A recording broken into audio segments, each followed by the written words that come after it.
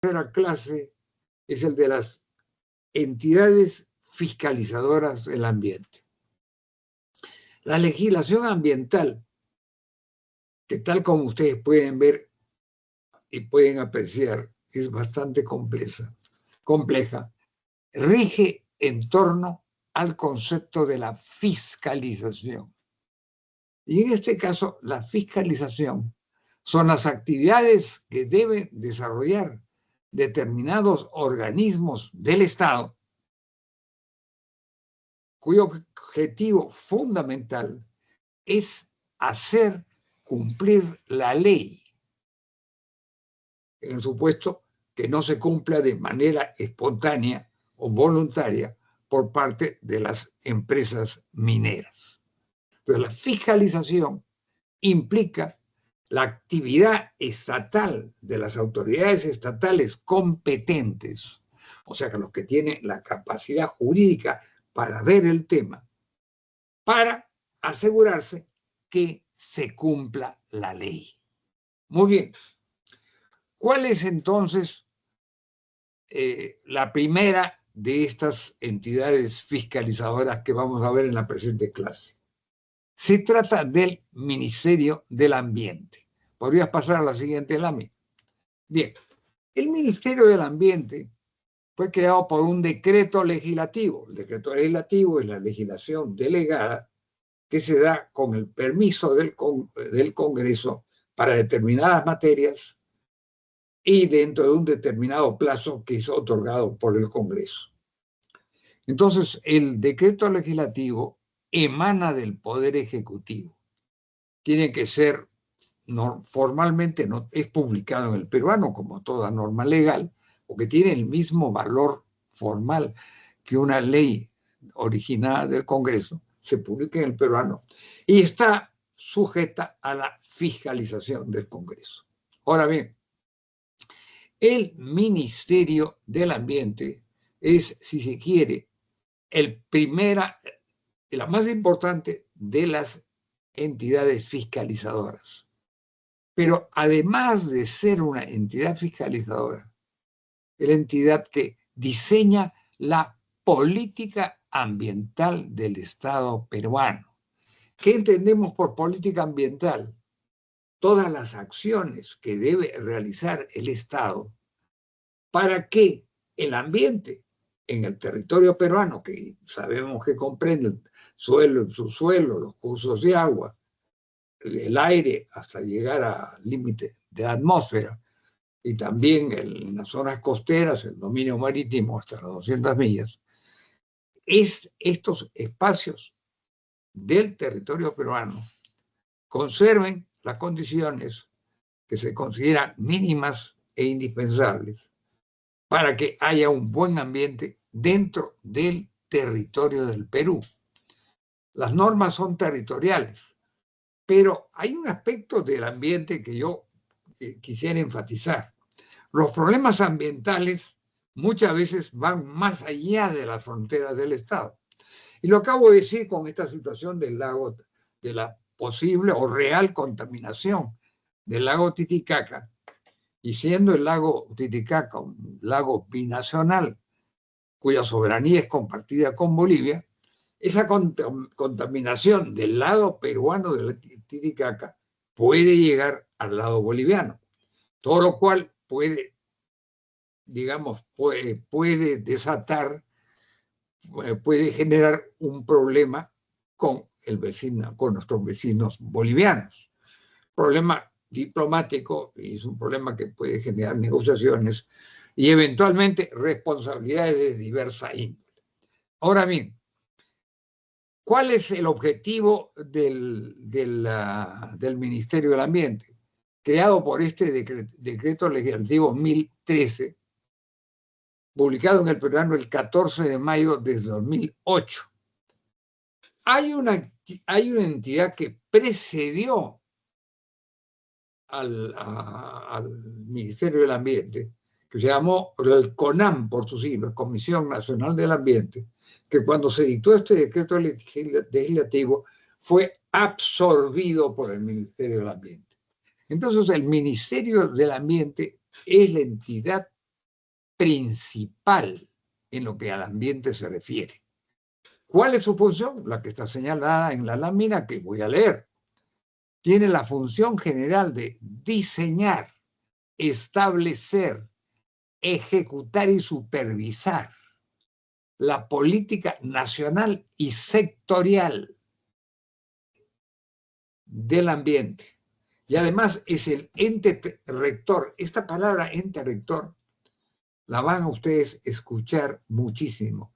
Parece que a los legisladores les encanta utilizarla. Ente rector, o sea, es el ente, el organismo que rige, que manda, que establece, que tiene la primera autoridad para desarrollar todas estas actividades que les acabo de leer y también para diseñar la política ambiental, que son todas las acciones que debe emprender el gobierno peruano para que el territorio peruano conserve lo que también se llama dentro de esta festín de siglas, o sea, de ECAS, estándares de calidad ambiental. Entonces, el Ministerio del Ambiente, creado en el mayo del 2008, tiene la función general de diseñar. ¿Qué entendemos por diseñar? Bueno, establecer sus funciones básicas con algún grado de detalle. El diseño es, en términos arquitectónicos, en términos pictóricos, es una suerte de dibujo. Pero en este caso, yo diría que más que dibujo, debería ser una suerte de plano detallado acerca de las acciones que constituyen, que configuran la política nacional del ambiente. Y se habla de establecer. Establecer es poner en vigencia, hacer que se cumpla efectivamente. Ejecutar, son casi sinónimos. Ejecutar es llevar a cabo las acciones necesarias para que se cumpla esta política nacional del ambiente. Y por último, supervisar. La función de supervisar es la de estar permanentemente vigilando que las acciones de la política ambiental y las medidas establecidas, promulgadas, puestas en vigencia por el gobierno, no queden en letra muerta. Entonces, la supervisión es lo que en última instancia determina que la ley deje de ser un simple mandato teórico para que se convierta en un mandato que rige en la realidad y que se cumple por parte de las personas que ejercen la actividad minera. Ahora bien, como nosotros sabemos, tenemos empresas, la actividad minera es una actividad empresarial, es una actividad productiva. ¿Qué significa empresa? Empresa es una organización económica, financiera, integrada por seres humanos, que puede constituirse como una persona jurídica, pero que tiene una función esencial: producir bienes o servicios. En el caso de la minería, producir minerales en diversos estados de transformación, en diversos estados digamos, de pureza, comenzando por los minerales en bruto, del que les hemos hablado en clases pasadas, con los concentrados, que son minerales en bruto, en los que se ha eliminado las partes que no tienen riqueza minera y que tienen una determinada ley minera, y eso se aplica fundamentalmente a la minería metálica, y que esa ley minera se determina en porcentajes. Y los concentrados son el resultado de una primera actividad de beneficio que comienza con la molienda, el chancado, ¿no? Y otras actividades más que sacan de lado el mineral, la parte estéril, la parte que no sirve, y eleva la ley del mineral. Y esos concentrados son una materia prima necesaria para ser tratados generalmente en fundiciones, primero, para lograr ya productos metálicos de un alto grado de pureza, un 98%, y luego esos minerales fundidos con ese grado de pureza pasan al proceso de refinación, donde se llega a un grado de pureza del 99.99%. Entonces, en eso consiste la actividad minera metalúrgica. El Perú, debido a la paralización de la Oroya, porque no pudo cumplir las diversas condiciones ambientales que habían sido señaladas, y también por la crisis económica de la empresa que en esos momentos había asumido la privatización de la Oroya, el Perú ha perdido capacidad de fundición y de refinación. Y esa capacidad de fundición y refinación, sin embargo, la conservamos, yo diría, fundamentalmente en el sur del Perú, en Hilo, que es parte de Moquegua, en el puerto provincia de Hilo, con minerales provenientes de los yacimientos de Toquepala, Cuajones, posiblemente Quedahueco.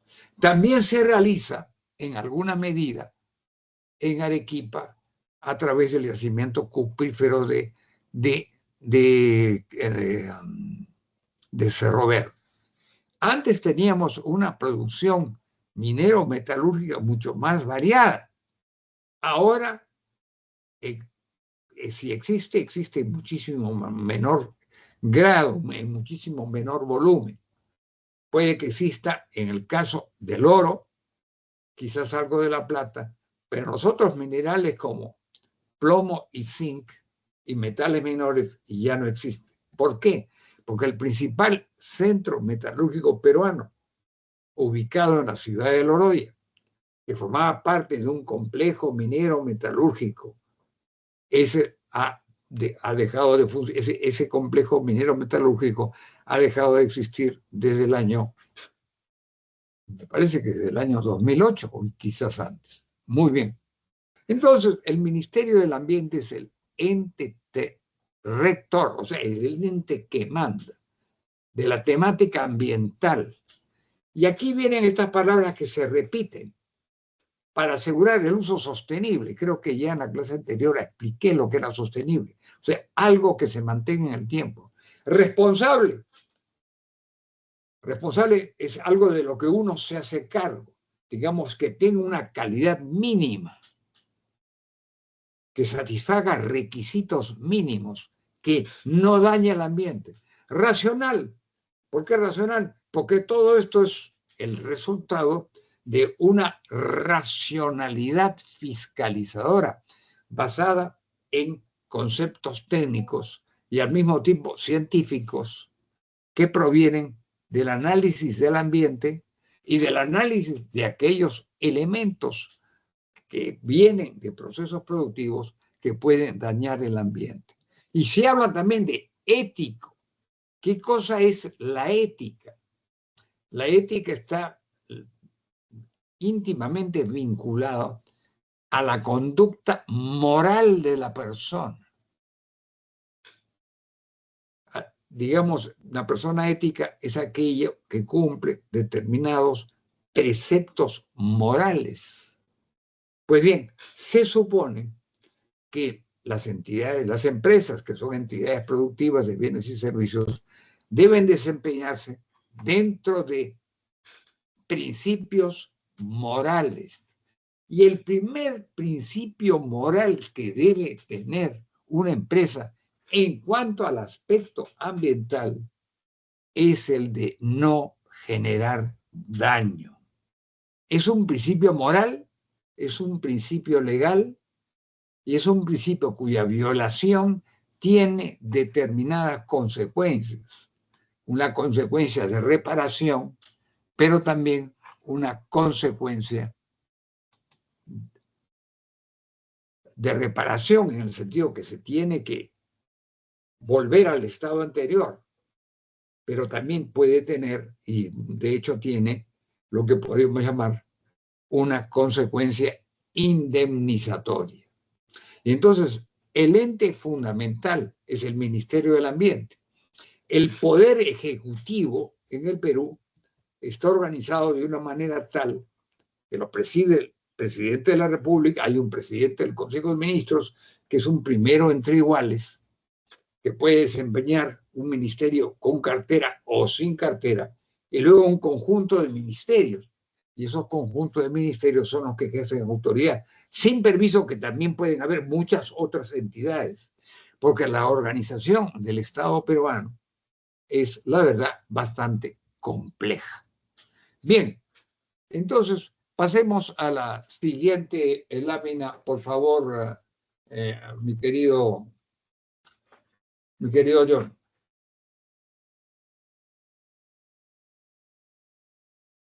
Entramos a una entidad que se le denomina por su sigla, OEFA.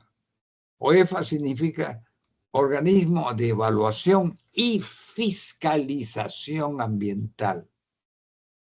Y este organismo fue creado por el mismo decreto legislativo 1013, de acuerdo a su segunda disposición complementaria final, o sea que proviene del año 2008.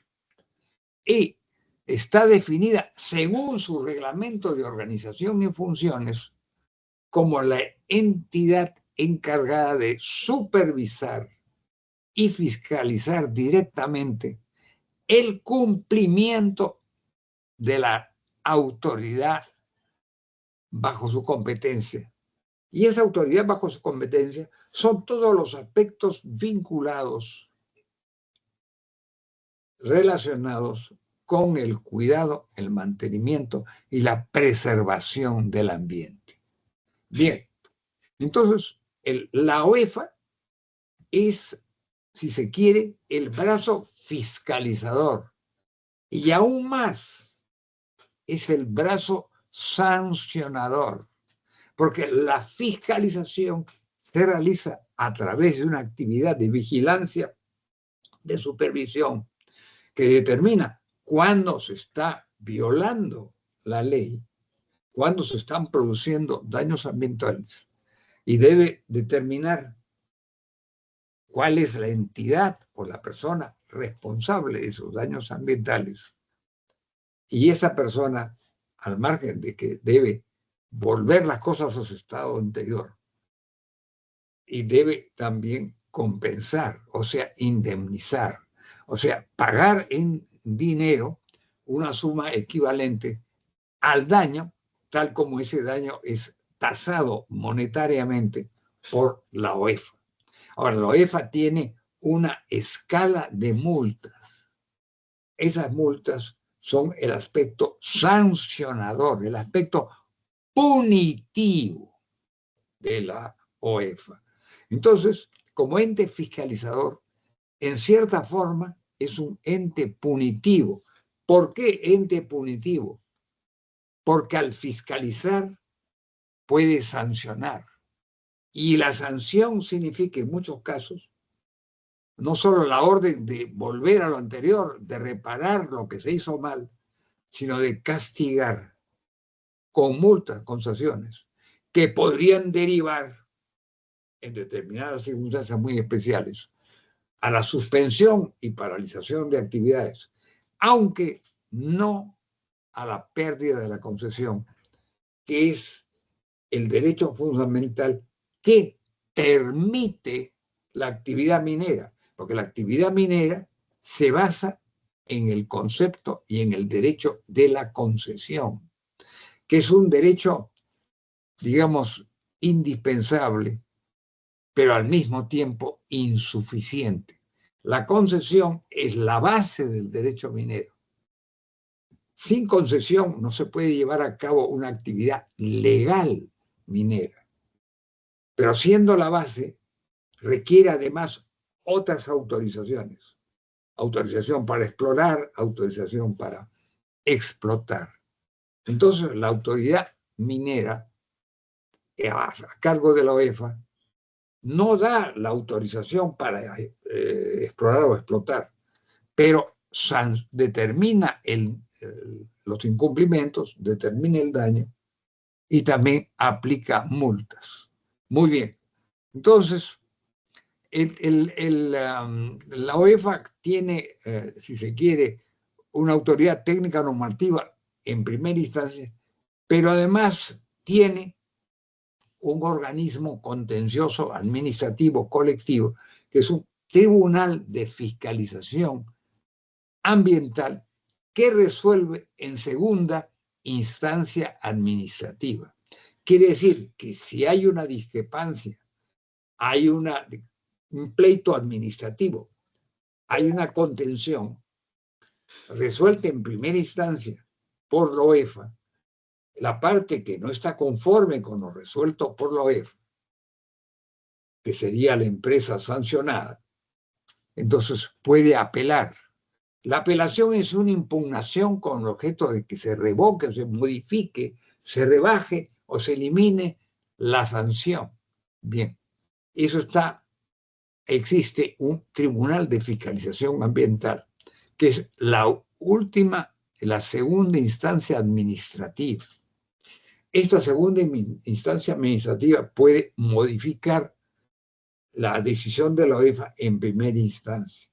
Siempre es bueno que tengan ustedes en cuenta que las resoluciones que emite este tribunal, que es un tribunal colegiado, que en ese instante no tengo número exacto, pero normalmente esos tribunales colegiados funcionan con 5 integrantes y se requiere un número un quórum de 3 y para tener resoluciones esa es una regla general que se aplica en la mayoría de los casos, se debe tener por lo menos 3 votos conformes.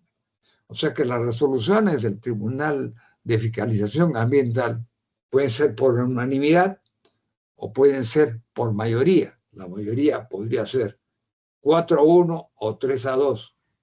Requiere un quórum de 3 y las resoluciones, para que tengan efecto, requieren un mínimo de 3 votos afirmativos en un determinado sentido. Muy bien. Entonces, en eso consiste la OEFA. Es el brazo fiscalizador, es el brazo sancionador, es el brazo punitivo, es el ente al cual las empresas mineras pueden tenerle, pues, un saludable temor. A veces dicen que el temor de Dios es el principio de la sabiduría. Es ese viejo dicho del que estoy seguro ustedes han escuchado muchas veces, podría decirse, el temor de la OEFA y de las resoluciones del Tribunal de Fiscalización Ambiental quizás sea el principio de la sabiduría en cuanto a los aspectos y las controversias ambientales por reales o presuntas violaciones y daños al medio ambiente. Muy bien. Entonces, creo que esto me parece que debe haber quedado comprendido. Pasemos a la siguiente lámina.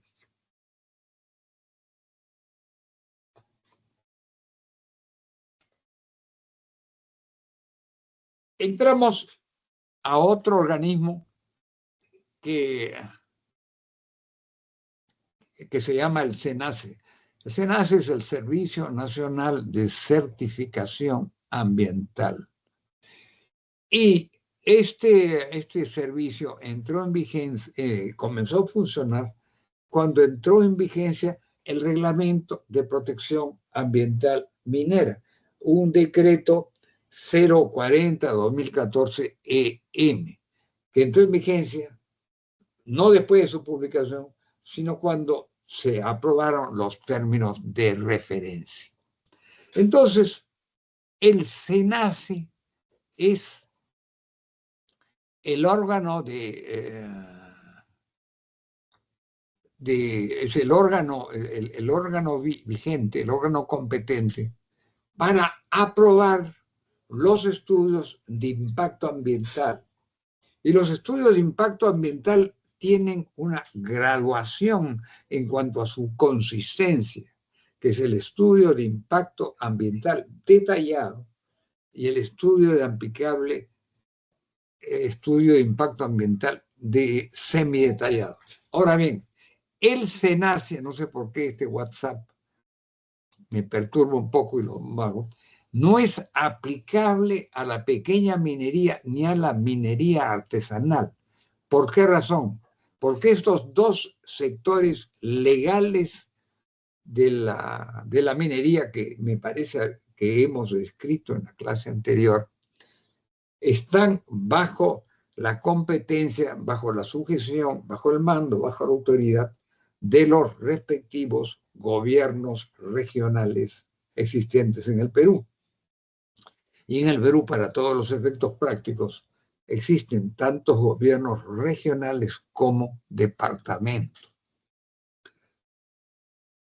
Hay una identificación entre el antiguo concepto del departamento con el concepto más moderno de la región, que solo tiene una diferencia específica en el departamento de Lima, porque para efectos prácticos, la provincia de Lima se encuentra bajo la competencia, la autoridad y la jurisdicción de la Municipalidad Metropolitana de Lima, que además es un ente que está, bueno, las municipalidades existen históricamente desde hace muchísimo tiempo, pero es un ente que está reglamentado, previsto y legislado y comprendido en la Constitución vigente de Perú, que data del año 1983.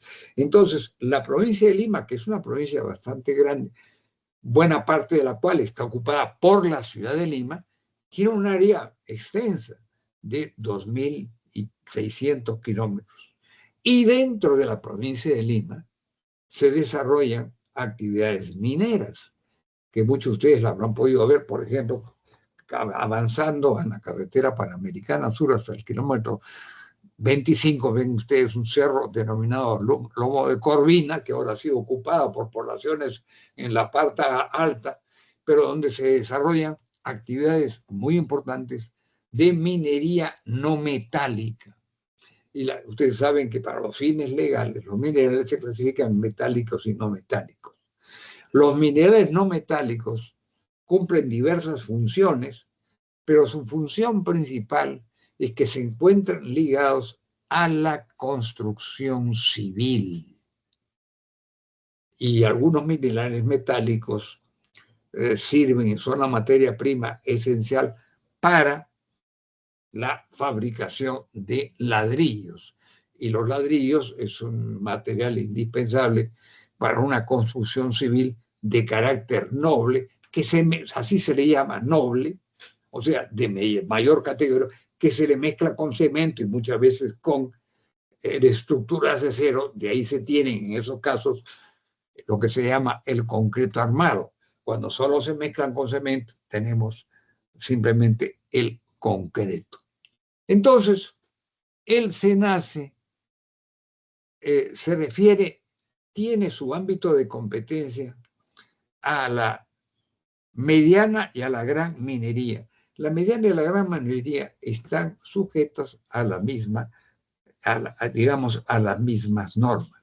Hemos dicho que minería, pequeña minería, es la que no excede, no tiene una capacidad productiva de 350 toneladas métricas diarias, tratándose de minerales metálicos. La medición es algo distinta, tratándose de minerales no metálicos, porque es 1.300 toneladas diarias. Y la minería artesanal es aquella cuya capacidad productiva diaria no excede de 25 toneladas métricas diarias, y para minerales no metálicos tiene otra medición. Ahora bien, al lado de la pequeña minería y de la minería artesanal, tenemos lo que se denomina la minería informal. Y la minería informal es aquella que no cumple todos los requisitos legales para producir, sin embargo produce, y respecto de la cual se llevaron a cabo determinadas acciones jurídico-administrativas, entre ellos el llamado REINFO, Registro Integral de Formalización, creado hace cerca de 10 años y cuyo plazo de vigencia expira fatalmente, conforme a la ley reciente, que voy a ver un instante, no la tengo. Espérense un instante, por favor.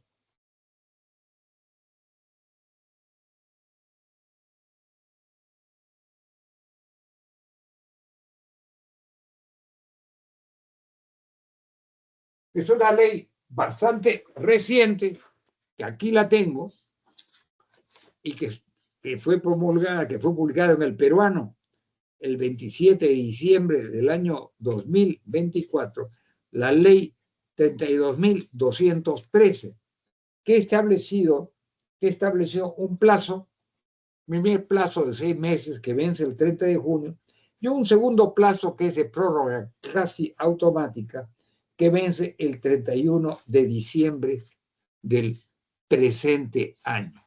Entonces, ese es el plazo que tienen los mineros informales para formalizarse. Si no logran formalizarse, entonces, y siguen funcionando, pasarían a la categoría de mineros ilegales. Ahora bien, en lo que se refiere a la gran mayoría, a la gran minería, el dispositivo principal es el reglamento de protección ambiental al que me he referido en clases anteriores, que es un decreto supremo 014, perdón, es un decreto supremo 040-2014 AM, que es de fecha 10, publicado en el Peruano el 10 de noviembre del año 2014. Ese es el reglamento de protección ambiental, que es el que rige para la mediana y la gran minería. Pero también existe otro reglamento. Existe el reglamento, este reglamento que es para los aspectos de explotación, beneficio, refinación, que son actividades propias de la actividad minera. Exploración, desarrollo, explotación, beneficio, y el beneficio culmina en la refinación. Bien, pero existe también un reglamento específico que se refiere exclusivamente a la exploración. La actividad minera confiere 3 grandes facultades. Explorar, que es encontrar el mineral, ubicarlo, cubicarlo, que es determinar su volumen, su peso, su tonelaje, sus características. Y luego el desarrollo, que es llevar a cabo todas las actividades necesarias para explotar. Y por último la explotación, que es la extracción. Pues bien, este reglamento de exploración, hay un reglamento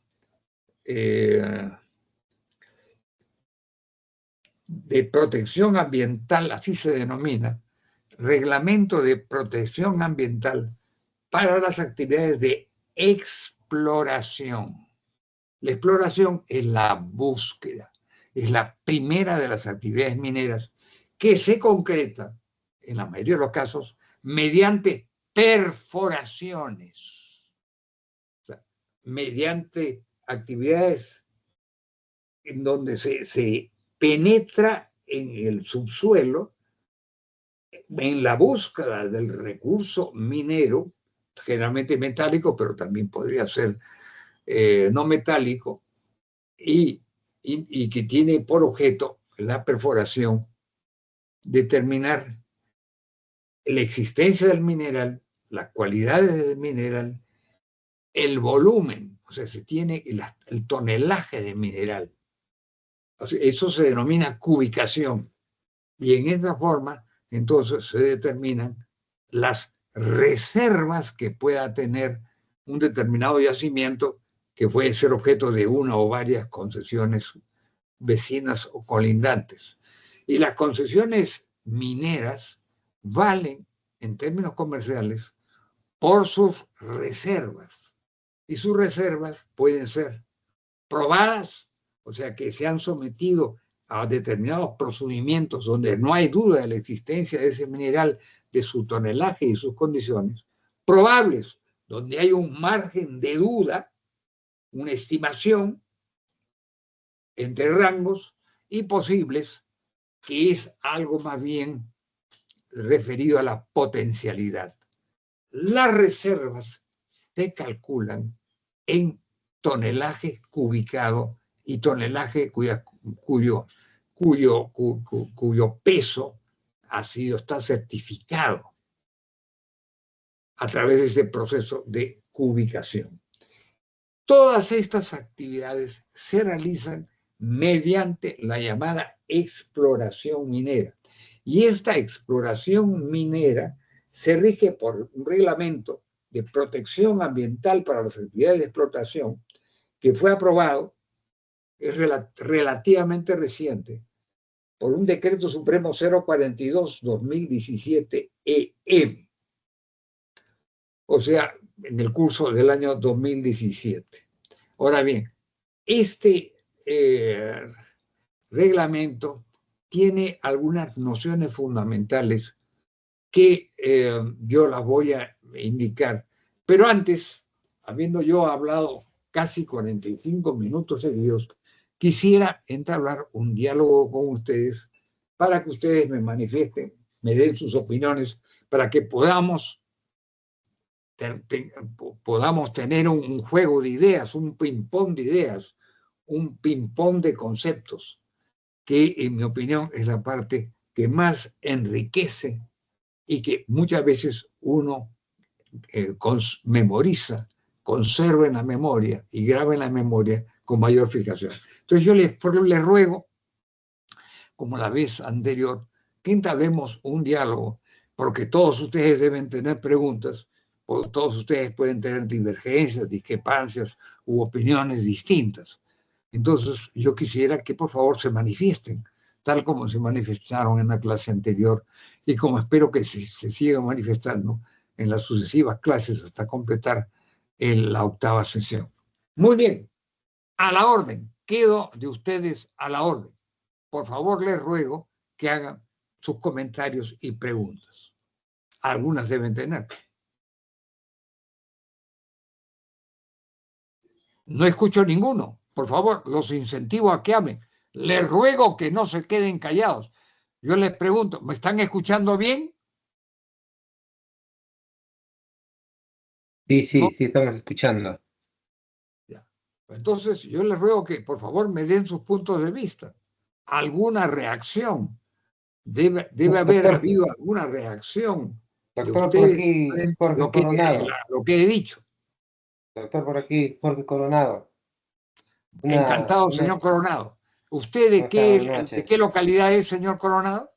De Cajamarca. Ah, usted me habló de ese daño. Después averigüé. Hubo un daño en el año, creo que el año 2012, de un derrame importante por parte de la empresa minera Yanacocha, que ahora ha cambiado de dueños, ¿no? Fundamentalmente es de una empresa Sí, sí. norteamericana, Newmont. Antes tenía dos accionistas que ya han dejado de estar ahí. Uno de ellos, Yanacocha, que vendió sus intereses uno de ellos, la compañía de minas Buenaventura, de accionistas peruanos, también chilenos, que tienen un 20%, pero que hará un año y pico vendió su participación accionaria en esa empresa. ¿Qué me podría decir usted, señor Coronado, de Cajamarca? Sí, ahí en una presentación ¿Podría usted estoy hablar un presente. poquito más alto para que lo entienda mejor? Sí, claro. Mire, en una presentación, usted, con respecto al tema de la UEFA, había un tribunal. ¿Ese es el mismo Tribunal Nacional de Controversias Hídricas o es otro tribunal? No, este es Consulta, otro esa era la tribunal. duda. Le agradezco la pregunta, es otro tribunal. Porque si bien los aspectos hídricos tienen, ¿Sí me escuchó? tienen vinculación con la minería, este Tribunal de Fiscalización Ambiental, que es una segunda instancia dentro de la OEA, no ve aspectos hídricos, no ve derechos hídricos, sino lo que ve son sanciones por violaciones ambientales que han originado daños ambientales que deben repararse y que además en determinados casos deban quizás indemnizarse. Entonces el Tribunal de Fiscalización Ambiental no es un tribunal que ve asuntos hídricos. Los asuntos hídricos se refieren a derechos de aguas.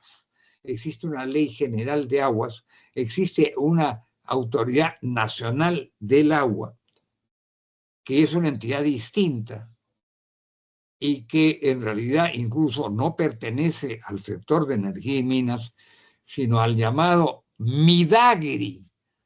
El MIDAGRI es el Ministerio de Desarrollo Agrario.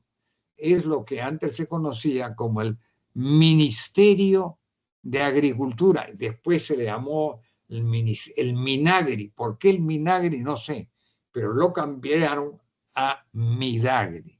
Y entonces el tribunal, este tribunal del agua al que usted se ha referido, no ve asuntos mineros, aunque podría darse el caso de que existan recursos acuíferos, ríos, lagos, etcétera, incluso mar de la costa, que puedan estar dañados por minerales, pero tienen competencias distintas.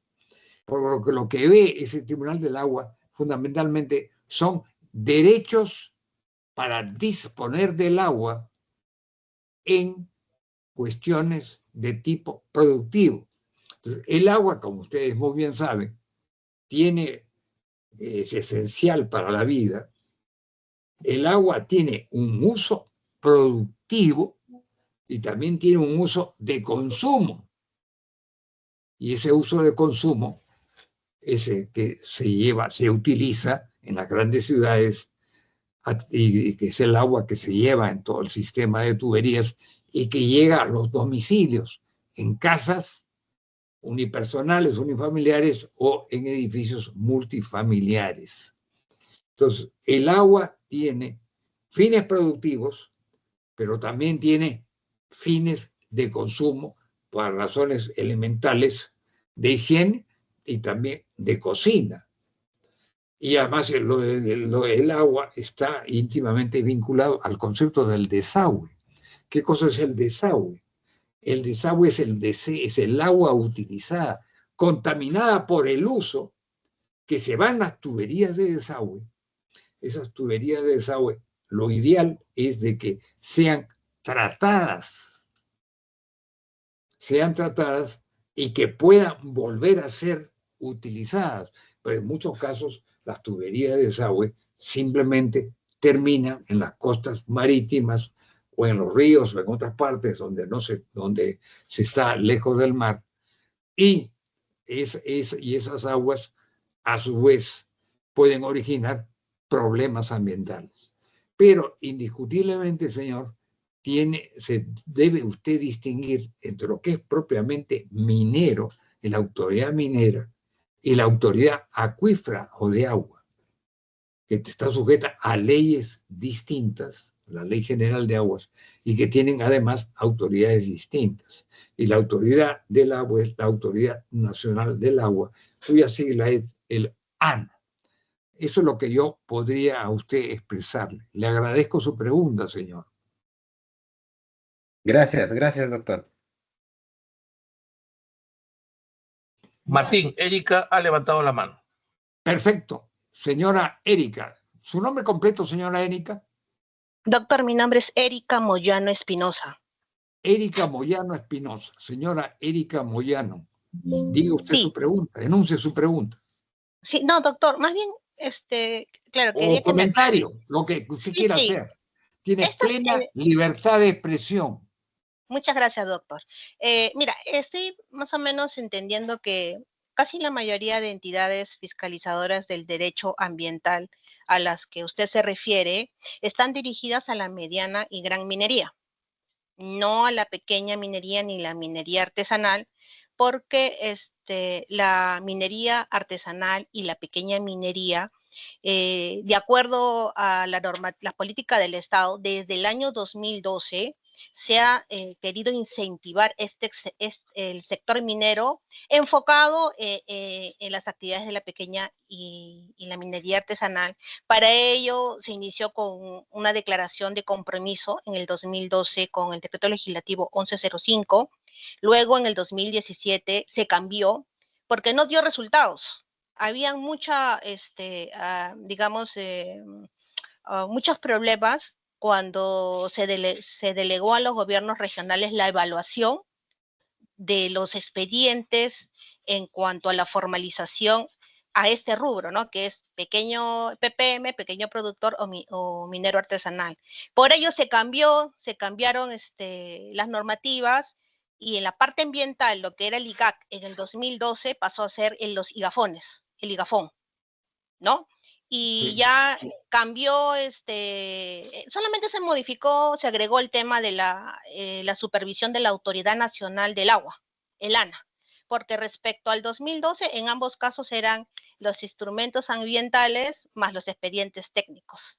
Pero en el 2012 y luego en su ampliación con la normativa en el 2020 para la inscripción, porque se aperturó durante un tiempo en el 2020 en plena pandemia, para la inscripción de mineros artesanales, pequeños productores, sean personas naturales o jurídicas, para que puedan inscribirse. En esta inscripción también se daba lugar para que se inscriban personas, para temas de explotación, o sea, para que puedan uno inscribirse e indicar que uno estaba laborando o desarrollando sus labores mineras, acreditándolo no menos de 5 años, y luego también se podían inscribir los que son las plantas de beneficio.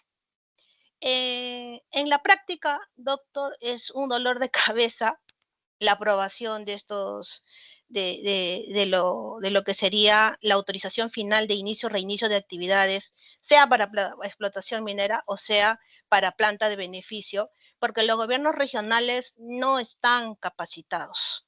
Yo tengo unos reverendos problemones en Ayacucho, porque en Ayacucho cada fin de año se concluyen los contratos con el personal de las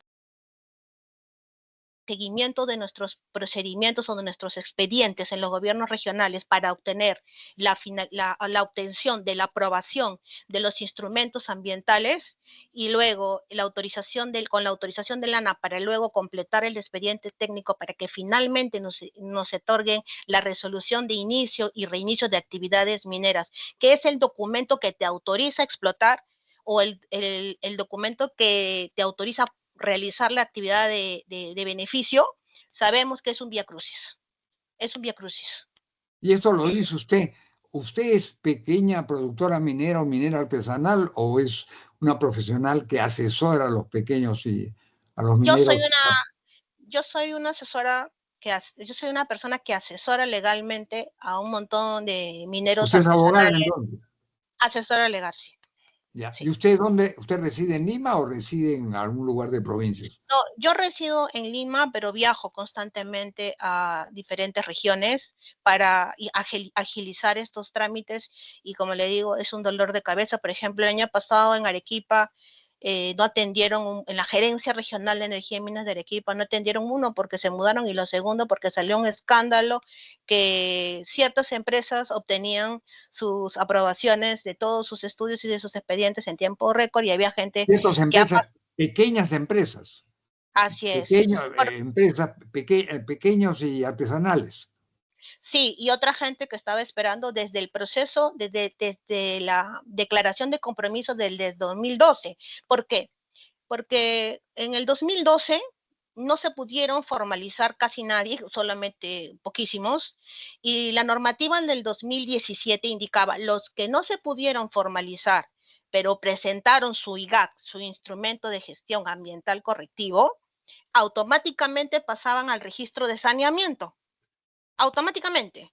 Ya no necesitaban ni inscribirse nada en el 2017 hasta que puedan completar, o sea, hasta que le notifiquen si está aprobado su IGAT o si había alguna observación para que subsanen las observaciones y pueda aprobarse el estudio ambiental. Pero en la práctica se perdieron, los expedientes cambiaban de gobernadores regionales y nuevamente se tenía que rehacer y algunos decían, bueno, mejor me inscribo o en el 2020 vuelvo a Dígame, escribir. yo le agradezco mucho su valiosísimo aporte. Dígame usted, en esa experiencia que usted tenía asesora de pequeños mineros y mineros artesanales, ¿usted Sí, pudo notar la existencia flagrante, sí. abierta, de corrupción en el personal? Sí, por supuesto, doctor, yo no puedo grabar, pero yo soy testigo fiel de que si usted no va y hace algo, o sea, cuando van a hacer las inspecciones a campo, no hay presupuesto, porque esa es la realidad peruana. Para poder aprobarte algo, tienen que ir a hacer una visita a campo los ingenieros de los gobiernos regionales y nunca hay presupuesto. Entonces uno, como no puede entrar no puede guiar a sus clientes a cometer algún ilícito, lo único que tienes que decirle, bueno, ingeniero, ¿cuánto es la gasolina? Y dónde es la gasolinera, te llenamos, te tanqueamos y por favor anda y házmelo. Porque pueden pasar hasta 3 años y no hacen por esa falta de O sea, presupuesto. en la No se hace nada. práctica, el minero interesado, o sea pequeño o Así es, artesanal, tiene que pagar determinados costos sí, relativos a las inspecciones.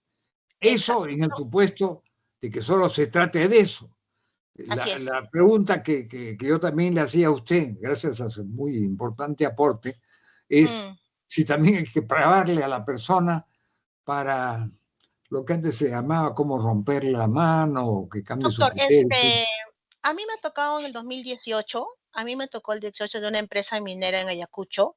Usted sabe, cuando le aprueban una planta de beneficio, sea de cualquier nivel, artesano, BPM, mediano, gran minería, todas estas plantas de beneficio tienen que ser inscritas y registradas en el Ministerio de Energía y Minas, en el portal institucional de plantas de beneficios autorizadas.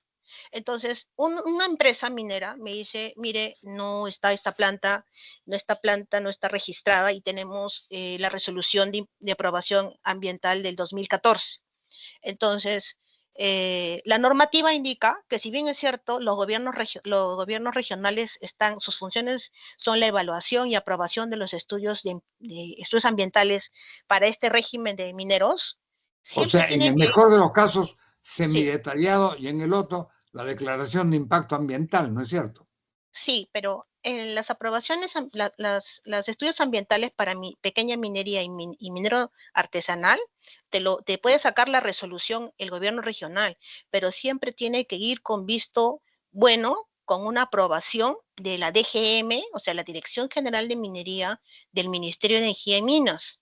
Pero los gobiernos regionales en su afán, al menos los ingenieros que ya son nombrados, entonces le engañan a los mineros y le dicen, no, mire, yo te doy la resolución y aquí, no es así. Pero dígame, No, hay una cosa que no entiendo.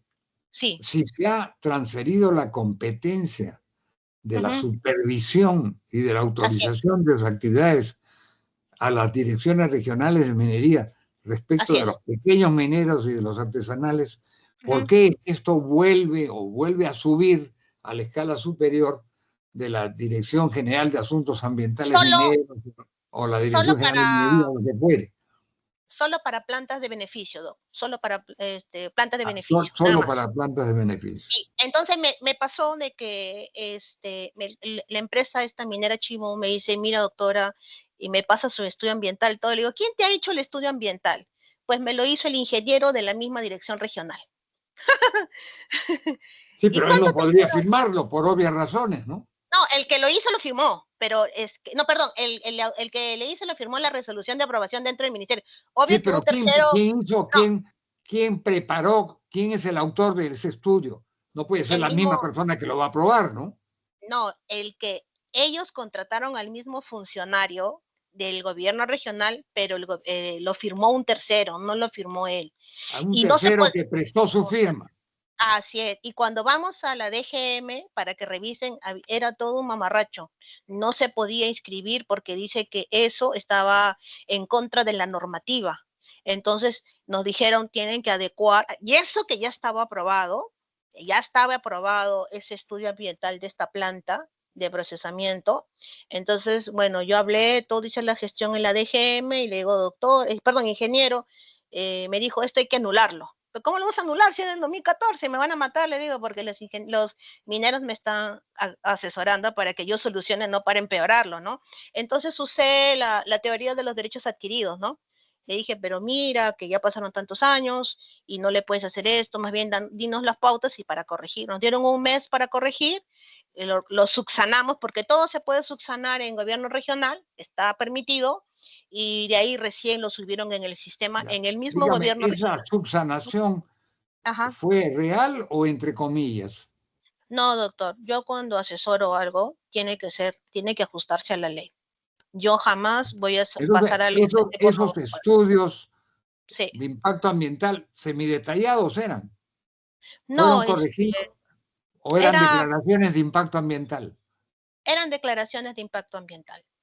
Bueno, se Doctor. supone que la declaración de impacto ambiental son exclusivamente para situaciones donde se generan impactos leves. ¿Por Así qué? es.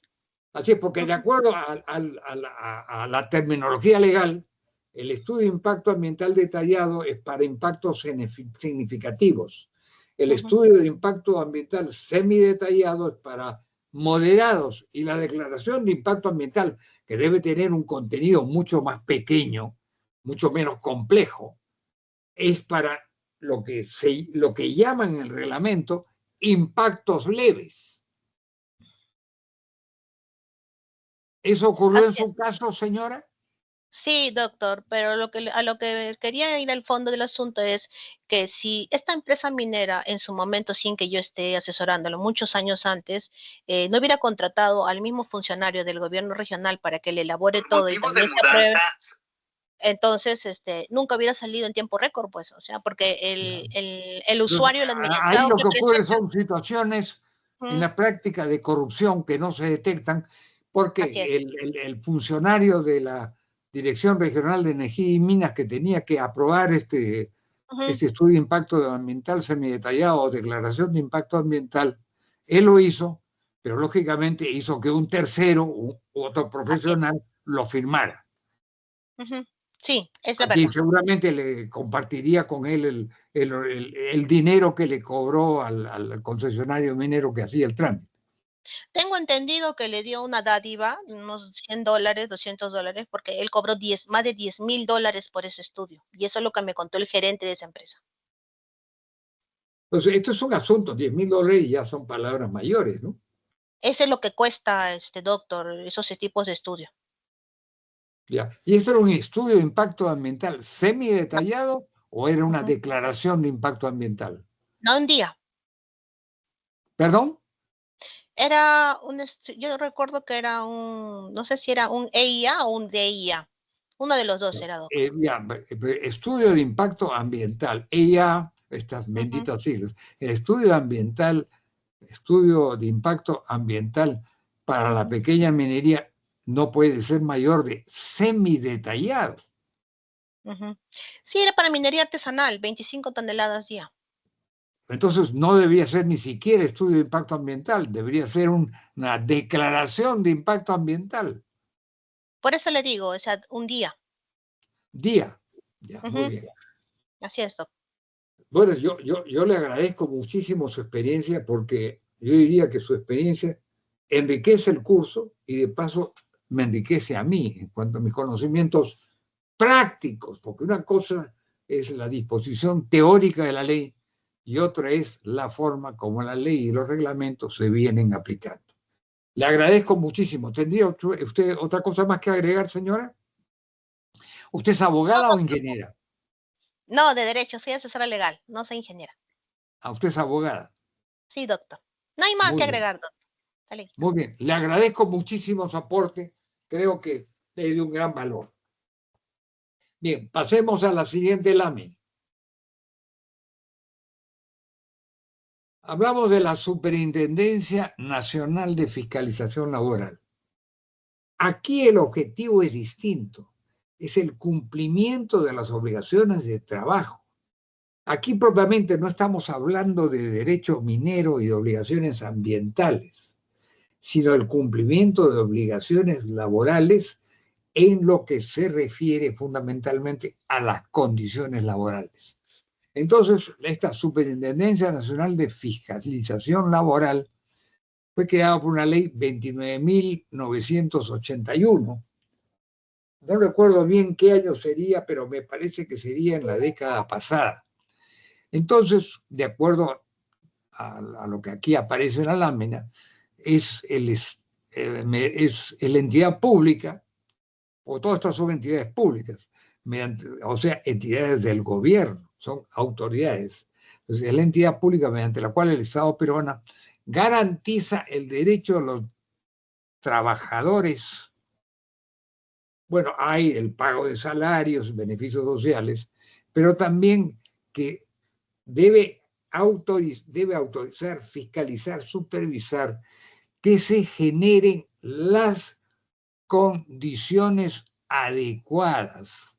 Y estas condiciones adecuadas, además del pago de las remuneraciones, son condiciones de seguridad en el trabajo y también condiciones ambientales, pero ya estrictamente referida a la salud, a la integridad física del trabajador involucrado. Y si esto se refiere a la integridad física, eso está en cuanto a la seguridad de las instalaciones, que tengan una estructura que permita que las personas puedan trabajar en esas instalaciones sin peligro de que esas instalaciones se vengan abajo o que ocurren o que simplemente hayan derrumbes o que se venga abajo una determinada columna y que no ocurran accidentes de trabajo en el desarrollo de la actividad laboral. Y también cuestiones de salud, de que se respire un aire adecuado, que la persona no se envenene, no se intoxique, y si no hubiere, por diversas razones, digamos, un aire, el aire adecuado, que se le dé al trabajador, no solo cascos de seguridad, guantes de seguridad, mamelucos, botas. El casco es esencial para prevenir cualquier accidente de fierros o cosas que se desprendan de las instalaciones, sino también guantes para proteger las manos y también algunos mamelucos u overoles que permitan resguardar la integridad física. Pero además de eso, deben respirar un aire que no sea veneno. Entonces, si hubieran algunos inconvenientes de ese aire que fueran insalvables, entonces quizás se tengan que proveer de determinadas máscaras que se ponen en la cara de la persona y que esas máscaras de alguna forma purifiquen el aire de la persona y pueda respirar sin hacerse un daño físico. Entonces, la Superintendencia Nacional de Fiscalización Laboral tiene por objeto el cumplimiento de obligaciones laborales, salarios, beneficios sociales y además condiciones adecuadas de trabajo para prevenir accidentes de trabajo y también para prevenir, o sea, impedir enfermedades profesionales. Las enfermedades profesionales pueden sobrevenir por sustancias que son venenosas, que pueden, digamos, infectar la piel, tocar la piel, o aire contaminado que malogre las vías respiratorias y el sistema respiratorio de la persona. Esas son las funciones que debe desempeñar la Superintendencia Nacional de Fiscalización Laboral, que es una, como dice su palabra, es nacional, o sea que abarca a todo el Perú. No es una entidad local, es una entidad nacional cuyo ámbito de jurisdicción y cuyo ámbito de competencia es la totalidad del territorio peruano, en aquellas zonas donde se desarrollen actividades mineras, sea en su fase explorativa, en su fase de desarrollo o en su fase de extracción.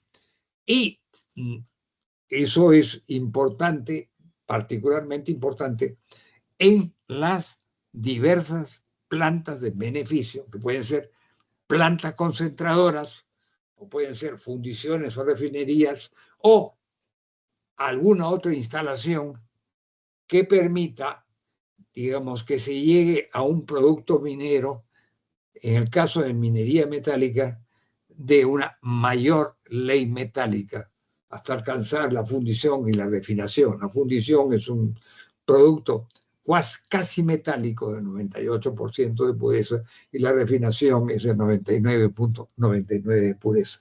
Entonces, esa es la función que desempeña la SUNAFIL, que es una entidad de carácter, es un organismo gubernamental de carácter nacional, o sea que se extiende a todo el territorio nacional, y en el caso de la minería, en aquellas regiones, en aquellas zonas donde exista actividad minera de la mediana y de la gran minería, o actividad minera de la pequeña minería y de la minería artesanal.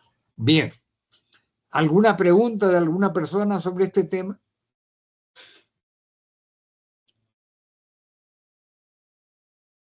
Bueno, si no hay ninguna pregunta, porque es en realidad el tema, esto puede tener muchas consecuencias, pero en fin, si no hay ninguna pregunta, pasamos a la lámina siguiente, que creo que es el CINIA.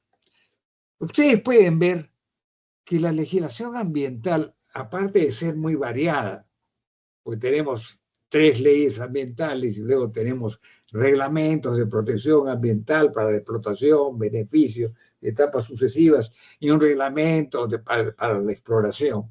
Tenemos además lo que se llama CINIAS. Y y el CINIA es un sistema.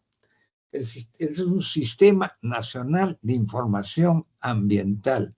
Y ese Sistema Nacional de Información Ambiental ha sido creado, tal como lo dice la lámina en el artículo 35, punto 1, o sea, el primer acápite de la ley 28.611, que son las principales leyes ambientales. Entonces, se supone que es una red de integración tecnológica e institucional que tiene por objeto facilitar el acceso y distribución de la información ambiental en la toma de decisiones. Y eso es válido tanto para las autoridades mineras competentes como para el empresario minero, para el concesionario minero, para la empresa minera, en sus diversos estamentos. Y no es el único sistema, existen varios sistemas más, pero este sistema se refiere a la integración tecnológica en cuanto al acceso y distribución de la información ambiental para la toma de decisiones, CINIA. Pero luego vamos, siguiente lámina, por favor. Luego vamos a otro sistema. ¿Por qué se emplea esta palabra de sistema? Porque la vamos a ver repetida en muchísimos casos. El sistema, en mi opinión, es un conjunto de acciones coordinado y organizado que tiene por objeto obtener un determinado resultado. Ese determinado resultado puede ser el acceso y la distribución de la información, o, como dice este sistema Nacional de Evaluación de Impacto Ambiental, CIA, que son unas actividades, así lo dice, de construcciones, obras, servicios y programas públicos que puedan causar impactos significativos Entonces, todas estas actividades de planta, construcciones, obras, servicios, que generen impactos ambientales significativos, están sujetos a este sistema de evaluación de impacto ambiental con un objetivo, y lo dice la propia ley, que lo estoy leyendo, fundamentalmente preventivo. ¿Qué significa eso de preventivo? Prevenir es evitar que se produzca un daño. Ahora, yo quería regresar, antes de terminar con la clase, porque ya creo que hemos pasado el tiempo. Hay un aspecto que debemos tener en cuenta. Tenemos los estudios de impacto ambiental detallados, que se refieren a la mediana y a la gran minería. ¿Por qué detallados? Porque tienen una determinada metodología y determinados objetivos, cuyo objeto es prevenir y evitar impactos ambientales significativos.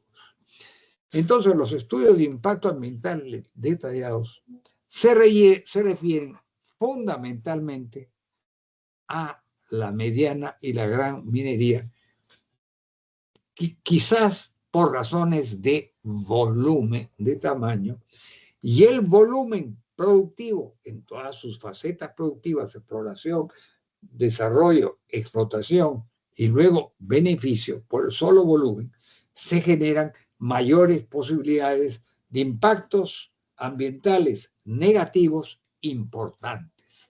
Entonces, los estudios de impacto ambiental detallados tienen por objeto describir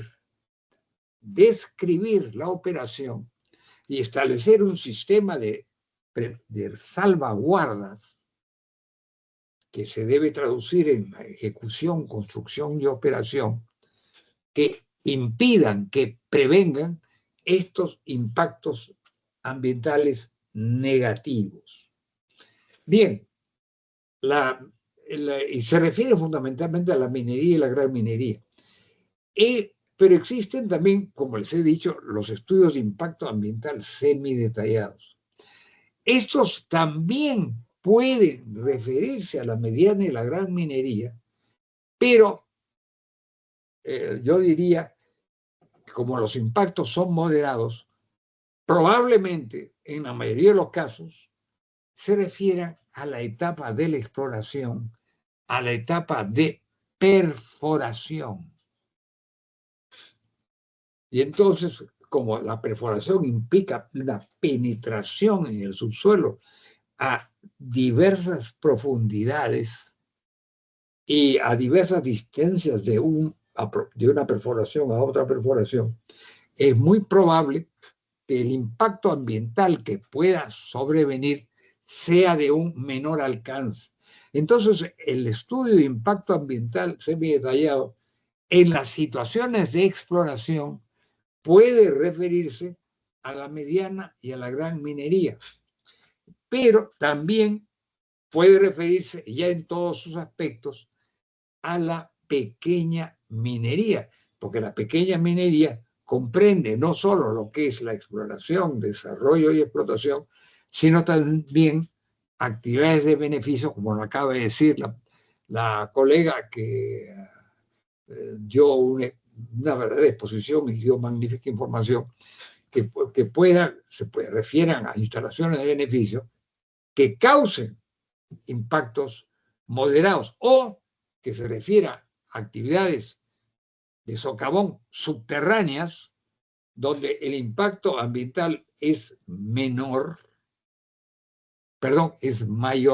en razón de que se encuentran en túneles cerrados y en donde la distribución y el volumen del aire puede ser menor y en donde el peligro de accidentes puede ser mayor, originado por la posibilidad de desprendimientos de roca o de derrumbes, o de que ocurran a veces grandes accidentes que vengan de hechos ya fortuitos, o situaciones generadas por grandes lluvias y existan socavones por debajo de un lago, como ocurrió una vez, y el lecho del lago no soporte el agua, y entonces el agua invada los socavones y inunde todos los socavones. Eso ocurrió hace más o menos 15 años o más tiempo, debido a una situación del Niño, en donde las lluvias fueron muy grandes y esas lluvias provocaron que colapsara el suelo,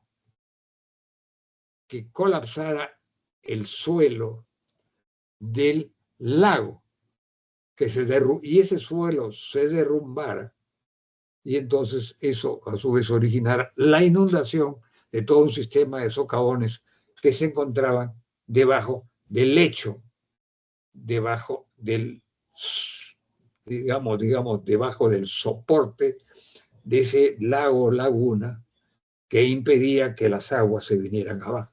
Eso puede referirse a ver, ¿no?